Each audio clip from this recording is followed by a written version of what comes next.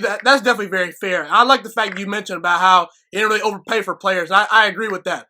Now let's get to the Jets draft. I felt the Jets had a very, very solid draft. And in fact, I felt it was the most underrated draft out of all the teams in the 2020, draft, that got players. Mekhi Becton, I felt he's a stud. There are some question marks, but I do believe that he's going to be at least a starter for the Jets, and you desperately need to improve the offensive line. I specifically made an episode saying, hey, New York Jets, I know Jerry Jeudy's going to be there. I know CeeDee Lamb's going to be there in the first round, but make the boring pick. Get the offensive line help for Sam Darnold. Boom. Got Mekhi Becton. Then in the second round, I was surprised that Denzel Mims fell that far. Maybe not surprised, because I kind of got a sense that NFL scouts were lower on Denzel Mims than I was. I had him as a late first rounder. He goes late in the second. That's an absolute steal in my opinion. And a guy that I had recently on the show, Brett Coleman, he's a very good YouTuber / football analyst. He's got over 200 subscribers on YouTube. He's great with the film work and stuff like that and evaluating players. He compares Denzel Mims to DeAndre Hopkins. I don't know if I agree with that, but hey, that's something right there. Ashton Davis, he kind of fell because of teams not being able to medically recheck him due to this pandemic. He's a very solid player. Not to mention Bryce Hall in the 5th round. Hey, I'll take that any day of the week. And not to mention, I didn't even get to some other players that the Jets drafted that I feel good about. So I think the Jets got around 4 to 5 legit starters in this year's draft. What are your thoughts on the Jets draft? I loved it. It was the general manager's first draft, and he didn't reach for a lot of players. He maneuvered the board very well, and he had a good understanding of the draft board, too. When the first round came around, I figured we were going to go offensive linemen unless all the tackles were gone. By the time the Jets took it, or picked out 11, then we'd probably take a Jerry Jeudy or CeeDee Lamb. And when the Cardinals took, who'd they take? Isaiah Simmons. When they took Simmons, that was a big relief for me. Because I'm like, all right, fine, we are going to get, because the Browns figured they were going to take an offensive tackle at 10. So that leave us with probably that leave us with 2 starter tackles with Tristan Wirfs and Mekhi Becton. I was a little higher on Wirfs than I was Becton, but hey, offensive tackle, I'll take it. I don't care who it is right now.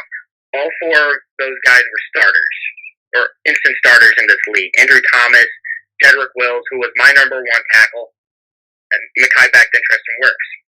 When the Cardinals took Simmons, that big relief was there, or lifted, and the Jets were probably going to have to trade up too. They had it worked out with the Jaguars, from my understanding, to jump Cleveland if the Cardinals took a tackle. But then the Cardinals didn't take a tackle, and there was no need to trade. Cleveland took Jedrick Wills, and then we took Mekhi Becton, who is a mountain of a man. Huge, strong, athletic guy. No man should be able to move as elusive and quick as he does if they're that size. 6'7". I don't know the weight at the top of my head. He's a massive guy that can move. He's got a lot of potential. Absolutely. Go to the second round. The Jets were sitting there with their original second round pick. Denzel Mims was on the board. And a lot of Jets fans, including myself, were like, all right, we'll just take Denzel Mims and we'll be fine. And then they traded down. And we're like, what are you doing? You have the wide receiver there. Why aren't you taking him? And then the Jets traded down with the Seahawks. And Denzel Mims was still on the board when they finally got with the Seahawks pick that they traded down to, Denzel Mims was still there. So they got Denzel Mims and another pick or 2 with that second round draft pick. I thought that was an outstanding, risky move by Joe Douglas, but also that proves his understanding of the draft board and being able to maneuver around it. I like the Ashton Davis pick. And actually, if Jamal Adams gets traded, he'll have a starter. He'll be a starter more than likely. We took another offensive guard out of Charlotte, who he was an offensive tackle, but he projects as a guard. And he moved Clemson guy. I don't know his name at the top of my head, But I watched some of his tape against Clemson, and he moved those Clemson defensive linemen. They took a quarterback out of FIU, James Morgan, in the 4th round. I thought that was a little early to take a backup quarterback, because he's not going to be the backup immediately. We don't want another Luke Falk situation if Sam Darnold develops mono again. He's not going to develop mono again, but just in case he goes down, we don't want Luke Falk type thing happening again where we can't even put points on the board. So I thought that pick was a bit of a reach, and then they took Bryce Hall. When he's going to be a starter eventually, as long as he can stay healthy, because he is a very talented corner. And then they took the best punter in the draft, Brandon Mann, who is accurate and he can bomb an 80-yard punt if need be. And with their last pick in the 6th round, they traded that for Quincy Wilson with the Colts, who was taken in the 2nd round 2 years ago. So with their 6th pick, they got a 2nd-round talent. I was very impressed with this draft class and very happy with it, especially after seeing some of these draft classes in the past where these players aren't even on the team anymore. So I was very refreshed and satisfied with Joe Douglas's first draft class. Yeah, I think that it was a great draft, no doubt.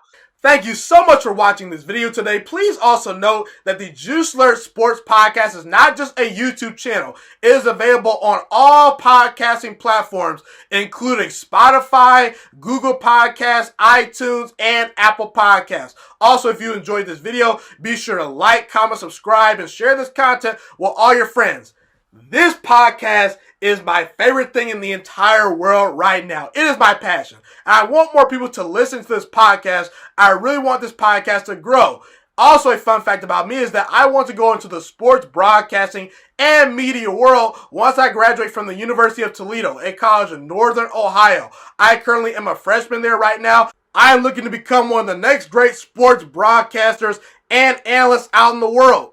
And I potentially would like to start my own network if this podcast really truly grows. Or if I fall short of that goal, I would love to work for a big time network like ESPN or Fox Sports 1. I am open to all networks. So if you believe in my dreams and you see or hear my passion through the screen, be sure to tell all your friends about the Juice Alert Sports Podcast. Stay motivated, you guys. Have a God bless day, and I'm out.